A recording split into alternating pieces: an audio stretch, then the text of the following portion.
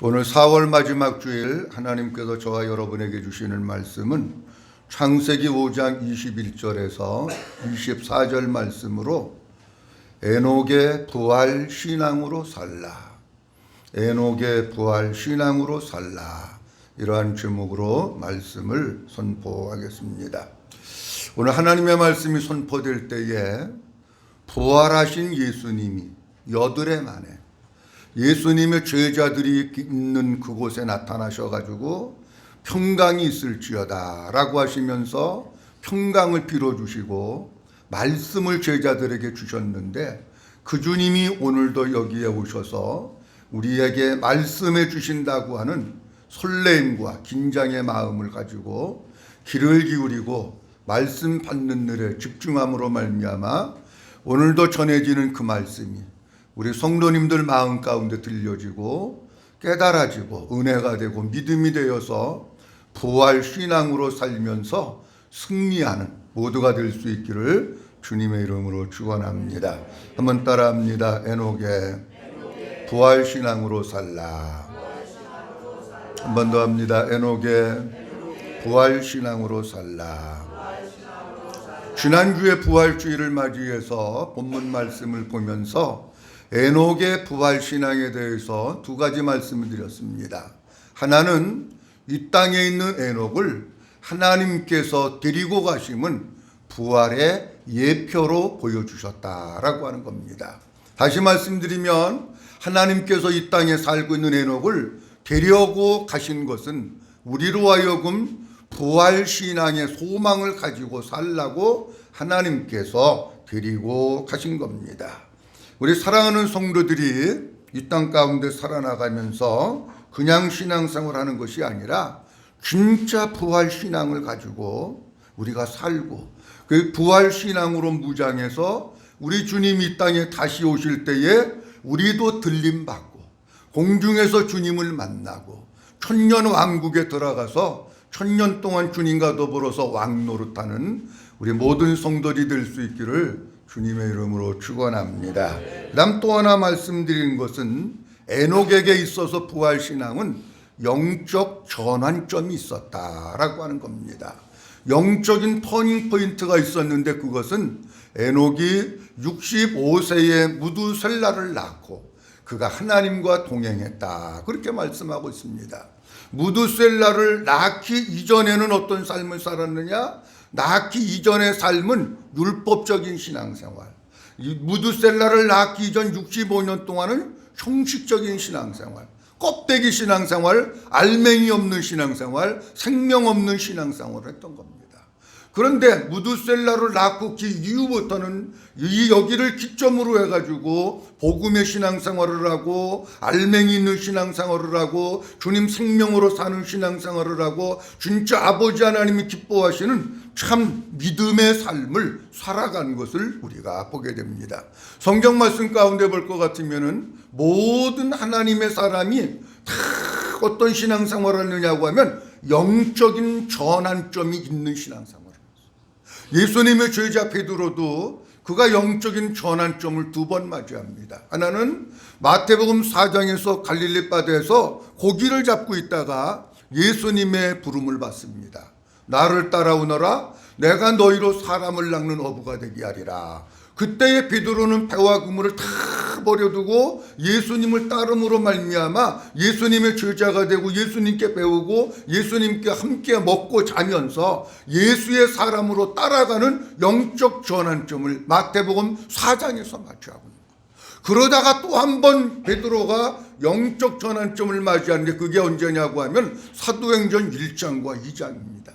예수님 십자가에서 죽으시고 그리고 예수님의 말씀을 받고 120문도와 더불어서 마가의 다락방에 모여가지고 전심으로 성령 받기 위해서 기도하다가 오순절날이 이르렀을 때에 하늘이 갈라지면서 하늘에서부터 불의 같이 갈라지는 것이 성령이 저들 각 사람 가운데 임하고, 그래서 저들이 다 성령의 충만함을 받았을 때에 베드로도 이때 성령 충만해가지고 완전히 사람이 바뀌어버린 거예요.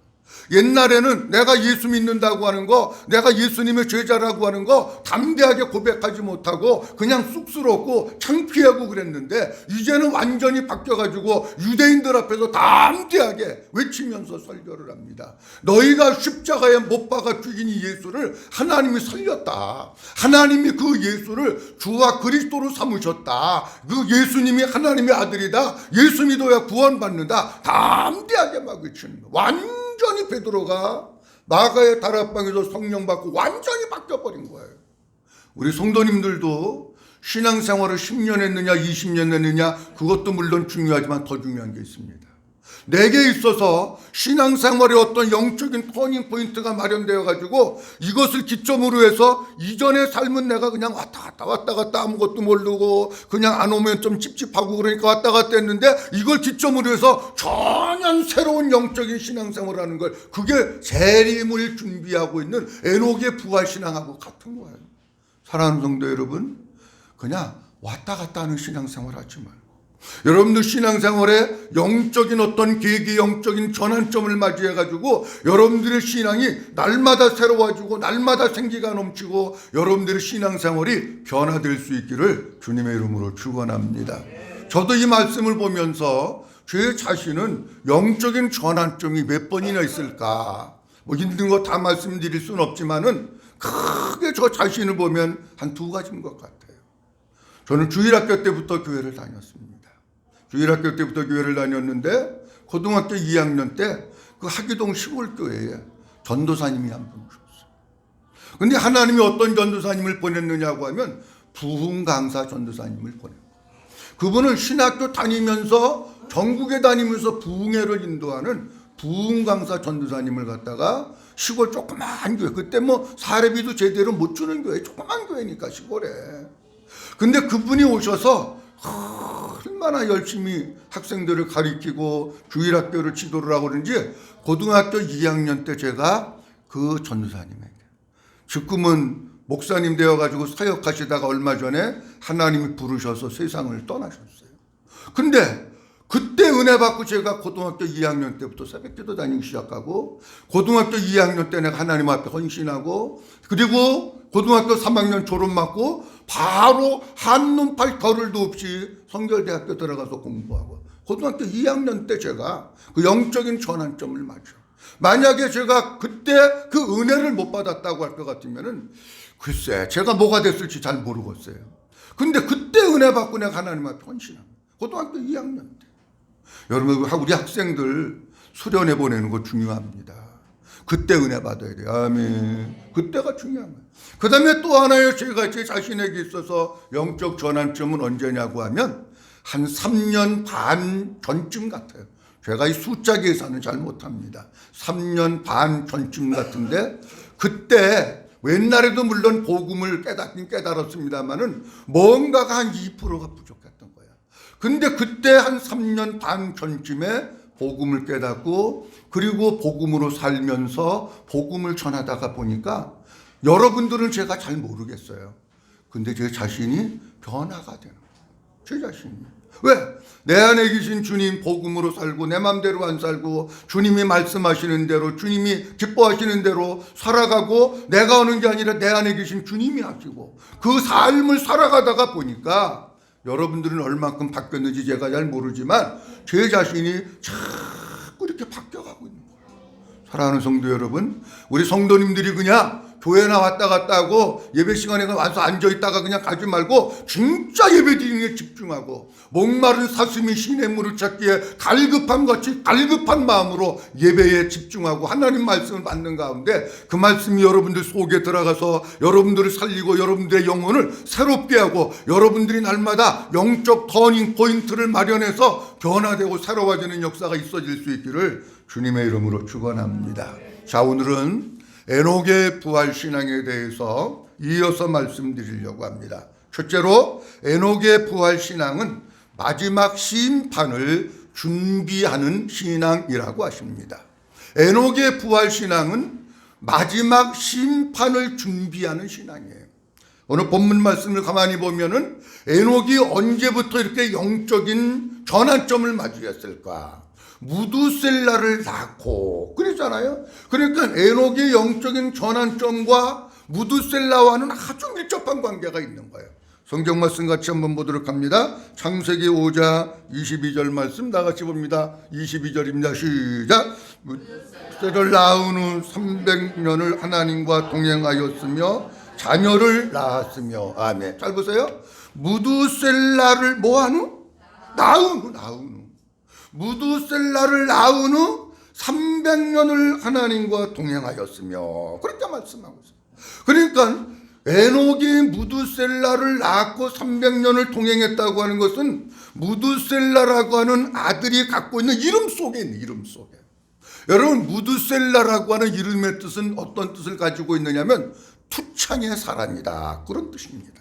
조금 풀어서 말씀드리면 창을 던지는 사람이다, 그 뜻이 이 무두셀라라고 하는 이름의 뜻입니다. 그러면 잘 보십시오. 창이라고 하는 것을 던집니다. 자, 옛날 고대 시대, 지금은 총을 가지고 전쟁하고 그러지만 옛날 그 시대에 창을 던지는 것은 뭐냐? 내가 예를 들어서 창을 던져가지고 또 여기 오신 또 사람도 향해서 또 얘기하면 기분 나쁠 수 있으니까 여기 어떤 적군이 있다고 생각하고 적군을 향해서 내가 창을 던졌는데 그 창이 그 사람 심장에 맞았다. 그 사람 어떻게 될까요? 죽는 거예요. 그러니까 투창의 사람, 창을 던진다고 하는 것은 무슨 뜻이냐? 무두셀라가 죽으면 심판이 온다. 죽으면 심판이 온다. 하나님이 던지면 사람이 죽는 거고, 사람이 맞으면 하나님께서 이 땅을 향해서 그 투창을 던지셨을 때는 이 땅에 죽음이 오고 이 땅에 하나님의 심판이 온다고 하는 것을 무두셀라를 통해 가지고 에녹이 깨달았던 것을 우리가 보게 됩니다. 우리가 잘 아는 대로 무두셀라는 성경에서 가장 오래 살았던 사람입니다. 그런데 무두셀라가 969세를 살았는데 진짜 성경 말씀대로 무두셀라가 죽고 난 뒤에 하나님이 창을 던져버린 거예요. 잘 보세요. 하나님께서 무두셀라가 죽자마자 이 땅에 창을 던졌는데 무슨 창을 던졌느냐고 하면 심판의 창을 던진 거예요. 죽음의 창을 던진 거예요. 노아 홍수의 심판과 죽음의 창을 던져버리니까 이 땅에 있는 모든 숨쉬는 것들, 생명 있는 것들은 다 하나님이 던진 심판의 창에 맞아가지고 다 죽어버린 거예요. 근데 연대수를 추적해서 계산해 보면은 무두셀라가 라멕을 낳을 때의 나이가 187세입니다. 그 라멕이 182세에 노아를 낳습니다. 그리고 노아 몇 살에 홍수심판이 오느냐고 하면 노아 600살에 홍수심판이 옵니다. 요 연대를 다 합쳐보면은 무두셀라가 969세에 죽었는데 정확하게 969세 무두셀라가 죽자마자 하나님의 심판의 창을 갖다가 이 땅 가운데 던져버려가지고 이 세상에 죽음의 심판이 오고 노아 홍수의 심판이 온 거예요. 에녹이라고 하는 사람은 우리 아들이 몇 살에 죽을지 모르잖아요. 근데 에녹이 분명히 알고 있는 게 하나 있어. 이 아들이 죽으면 뭐가 온다고? 심판이 오는 거라는 거야. 누가 창을 던진다고? 하나님이 창을 던져버리는 거야. 그러니까 에녹은 이 아들을 보면서 주님의 심판, 주님의 재림을 준비하지 않을 수가 없는 거예요. 자, 보세요. 어떤 때는 자다가 일어나가지고 아이고, 이 아들 잘 자라고 있나? 안 죽었나? 확인해 볼 거 아닙니까, 여러분? 왜? 이 아들이 죽지만 하면 심판이 창이 던져진다고 하니까 아들을 바라보면서 아들이 몇 살까지도 살지도 모르지만 어쨌든지 그 아들을 바라보면서 뭐 하느냐? 주님의 심판을 준비하고 재림을 준비하는 거예요. 앞서 말씀드린 대로 에녹이라고 하는 사람이 65세가 되기 이전까지는 형식적인 신앙생활. 그냥 우리로 얘기하면 주일 됐으니까 또 교회 와서 앉아 있다가 뭐 하고 있다가 또 가고, 그리고 또 기분 안 좋으면 또 한 주 또 건너뛰고 빠지고 자기 볼일 보고 다 그런 삶을 사는 거예요. 진짜 하나님 중심으로, 말씀 중심으로, 예배 중심으로 그렇게 산 게 아니고 그냥 자기 생각대로 그냥 살면서 적당히 세상하고 짝가면서 살고 세상에 휩싸였으면서 살고 그런 삶을 사는 거예요. 그러다가 무두셀라를 딱 낳는데 무두셀라를 낳는데 그 이름의 뜻이 투창 세상의 사람, 창을 던지는 사람, 심판의 사람, 그 이름을 딱 받고 나서 정신이 확 들어버린 거야. 아, 얘가 만약에 예를 들어서 일주일 있다가 죽으면 그때 심판이 옵니다. 그럼 회개는 언제 해야 되느냐? 지금 회개해, 지금. 그러니까 에녹은 무드셀라를 낳자마자 하나님 앞에 회개합니다.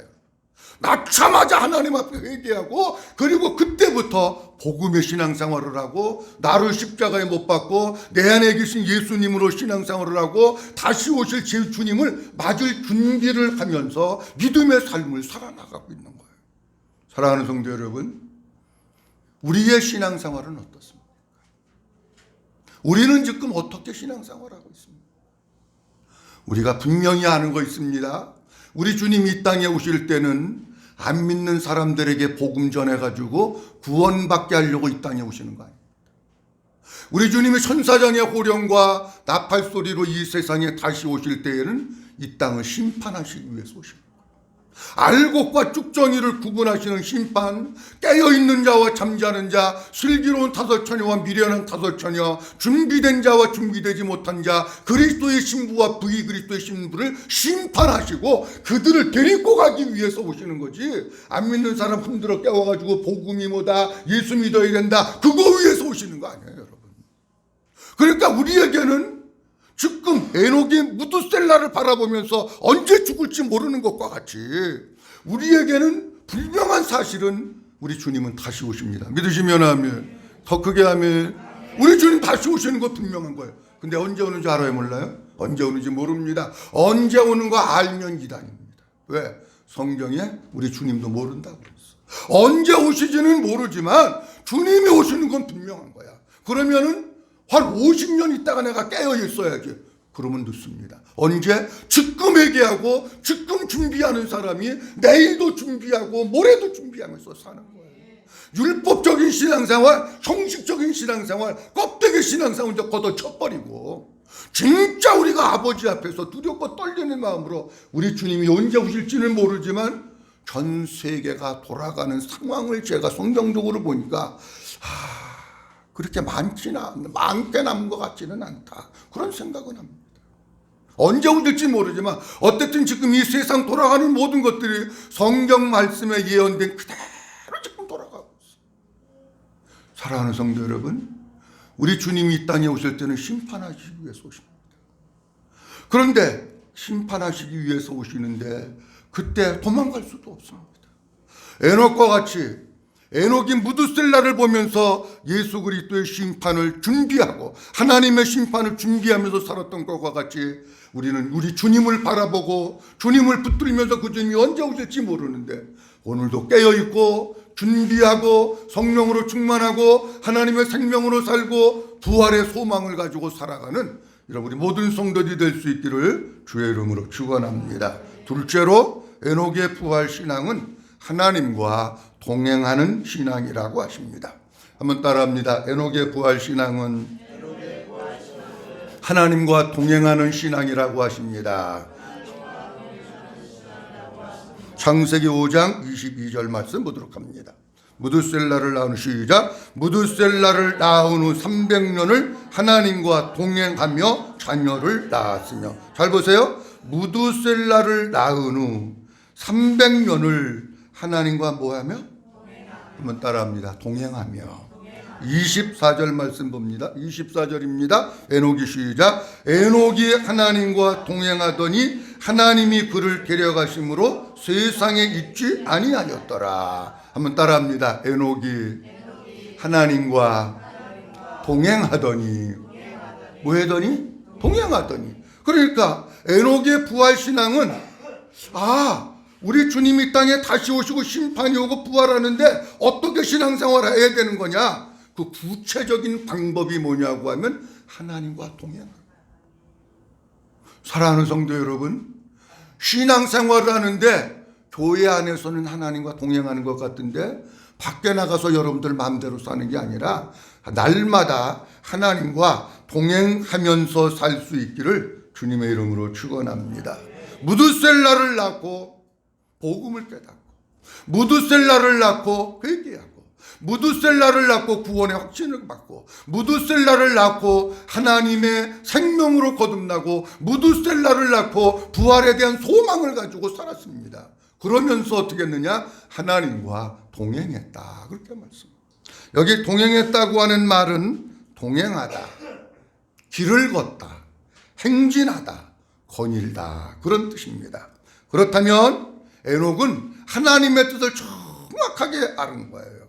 그래서 지금까지 살았던 형식적인 신앙생활, 세상 속의 신앙생활, 배교의 신앙생활, 내가 주인 되어서 내 맘대로 신앙생활했던 것을 완전히 청산해버리고 하나님과 동행하면서 믿음의 길을 걸어가는데 직진, 한번 따라합니다. 직진. 뭐였다고요? 직진하는 신앙생활을. 그게 동행하는 거예요. 어떤 사람들은 하나님과 동행하는데 직진이 아니고 자꾸 가다가 우로 앞으로 가도 했다가 좌로 앞으로 가도 했다가 뒤돌아가도 했다가 원정지혜가 되세요? 그런 사람도 있어요. 에녹은 하나님과 동행하는데 주님만 바라보고 직진하는 신앙생활을 하면서 주님이 자기를 데리고 가는 그 순간까지 부활하신 그 주님을 바라보고 천국을 바라보면서 계속해서 행진하는 신앙생활을 해요. 여러분, 그렇다고 해서 에녹이 율법에 갇혀가지고 막 억지로 한 게 아니에요. 여기 동행이라고 하는 뜻은 어떤 뜻을 가지고 있느냐면 거닐다, 그런 뜻이 있어요. 거닐다라고 하는 것은 우리로 쉽게 말씀드리면 산책하는 거예요. 또 조금 더 풀어서 말씀드리면 연인들이 데이트하는 것을 얘기하는 거예요. 거니는 게. 그러니까 에녹은 날마다 동산에서, 에덴 동산에서 아담과 하와가 범죄하기 전에 아담과 하와는 하나님과 그냥 거닐었던 거예요. 그 동산에서 산책했던 거예요. 그 하나님과 더불어서 이야기했던 거예요. 하나님이 물어보시면, 예, 하나님 지난 저녁에 어떻게 별일 없이, 나도 별일 없으셨는데 하나님도 별일 없으셨지요? 이렇게 대화하면서 살았던 거. 에녹이 그렇게 살았다는 거예요. 에녹이 주님과 동행하고 주님과 산책하고 주님과 이야기하고 주님과 공원을 거니는 것과 같은 그런 신앙의 삶을 얼마나 살았느냐? 300년 동안 살다가 드리고 간 거예요. 근데 제가 이 본문 말씀에 동행하다라고 하는 문법을 보니까 어떻게 되어 있느냐고 하면 이렇게 되어 있더라고요. 보세요. 이런 겁니다. 내가 뭘 깨달았어요. 뭘 깨달았으면 즉시 실천해야 됩니까? 아니면 뜸 좀 많이 들였다가 1년 후에 해야 됩니까? 잘 이해가 안 되시는 거예요? 자, 뭘 내가 깨달았어. 이렇게 해야지. 그러면 즉시 순종해야 됩니까? 몇 년 있다가 해야 됩니까? 즉시예요. 참, 에녹이 히브리어 문법을 보니까 어떻게 나왔느냐고 하면 에녹은 무두셀라를 낳고 하나님 앞에 얘기하고 즉시 그 순간부터 동행하는 삶을 살아. 즉시 그 순간부터. 근데 거기 문법을 보니까 어떻게 나와 있느냐고 하면 하나님과 동행하는데 하나님께 가끔 이제 뭐 껌딱지라 그러는 얘기 많이 하잖아요. 하나님께 껌딱지같이 딱 붙어가지고 늘 함께하는 신앙생활을 했던 껌딱지같이. 우리 요한복음 15장에 볼 것 같으면 예수님이 이런 얘기를 하십니다. 가지는 포도나무에 붙어 있어야 된다. 그렇게 말씀하셨는데 에녹이 하나님과 동행했다는 얘기가 무슨 뜻이냐고 하면 포도나무 가지가 포도나무에 붙어 있는 것과 같이 하나님께 담쟁이 넝쿨과 같이 하나님께 껌딱지같이 딱 붙어가지고 항상 같이 살았다. 그렇게 되어 있어요.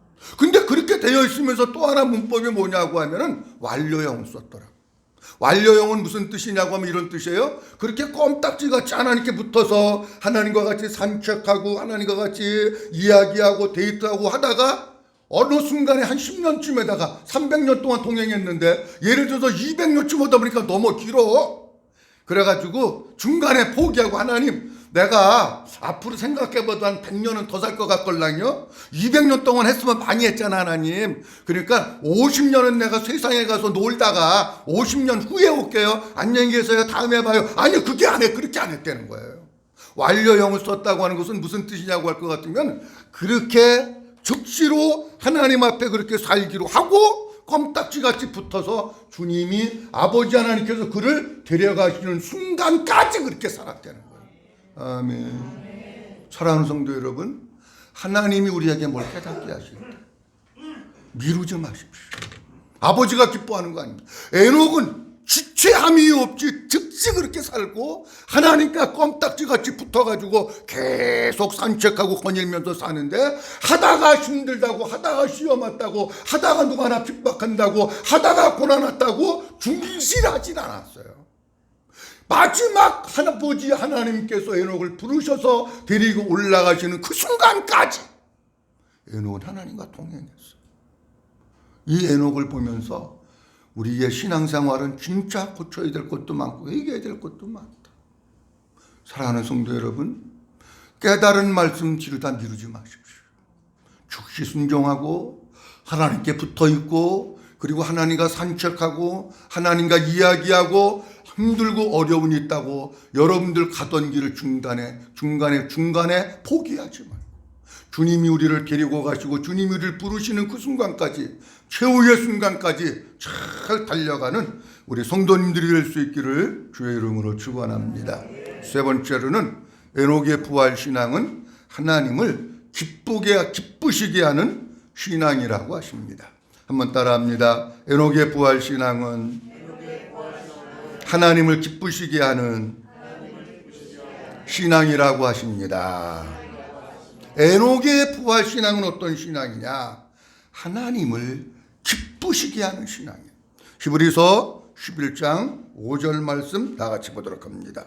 히브리서 11장 5절입니다. 믿음으로 에녹은 시작. 믿음으로 에녹은 죽음을 보지 않고 옮겨졌으니 하나님이 그를 옮기심으로 다시 보이지 아니하였느니라. 그는 옮겨지기 전에 하나님을 기쁘시게 하는 자라는 증거를 받았느니라. 아멘. 히브리서 11장 5절 말씀에 주님이 말씀하십니다. 그는 옮겨지기 전에 뭐 하는 자라고요? 네, 한번 따라합니다. 하나님을 기쁘시게 하는 자라.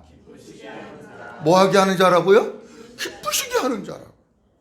에녹의 부활신앙, 에녹의 예수 그리스도의 재림을 맞이하는 그 신앙은 뭐냐? 하나님을 기쁘시게 해드리는 신앙이었어요. 사랑하는 성도 여러분, 우리가 신앙생활을 하는데 에녹의 부활신앙은 그냥 된 게 아니라, 잘 보세요. 이 땅에 살면서 나를 기쁘게 하는 사람도 있습니다. 사람을 기쁘게 하는 사람도 있습니다. 하나님을 기쁘게 하는 사람도 있습니다. 누구를 기쁘게 해야 되느냐? 에녹은 하나님을 기쁘시게 해드리는 신앙생활을. 그래서 하나님 앞에 그렇게 인정을 받았다는 거예요. 에녹을 향해서 너는 나를 기쁘게 해주는 자야. 그렇게 인정을 받았다는 거예요. 근데 신약 히브리어로 보니까 이렇게 나와 있어요. 동행한다라고 하는 뜻과 기쁘시게 한다고 하는 뜻이 같은 뜻이에요. 아, 하나님과 동행한다고 하는 것은 무슨 뜻이냐? 하나님을 기쁘시게 해드리는 거로구나 라고 하는 거예요. 사랑하는 성도 여러분, 우리가 진짜 부활신앙을 가지고 신앙생활 한다고 하면 나를 기쁘게 하지도 말고 사람 기쁘게 하는 것도 하지 말고 하나님이 기뻐하시는 일만 행하는 우리 성도님들이 될 수 있기를 주님의 이름으로 축원합니다. 하나님은 은혜 받으러 나오는 걸 기뻐하셔요. 하나님은 믿음으로 사는 것을 기뻐하셔요. 하나님은 예배하는 것을 기뻐하셔요. 하나님은 하나님을 가까이 하는 것을 기뻐해요. 얼마나 많은지 몰라요. 어쨌든 우리가 하나님이 기뻐하지 않는 거 하지 말고 하나님을 기뻐하는 것만 행하고 하나님을 기쁘시게 해드리는 믿음의 사람이 될 수 있기를 주님의 이름으로 축원합니다. 오늘 에녹의 부활의 신앙에 대해서 세 가지 말씀드렸습니다. 에녹의 부활 신앙은 마지막 심판을 준비하는 신앙이다. 에녹의 부활 신앙은 하나님과 동행하는 신앙이다.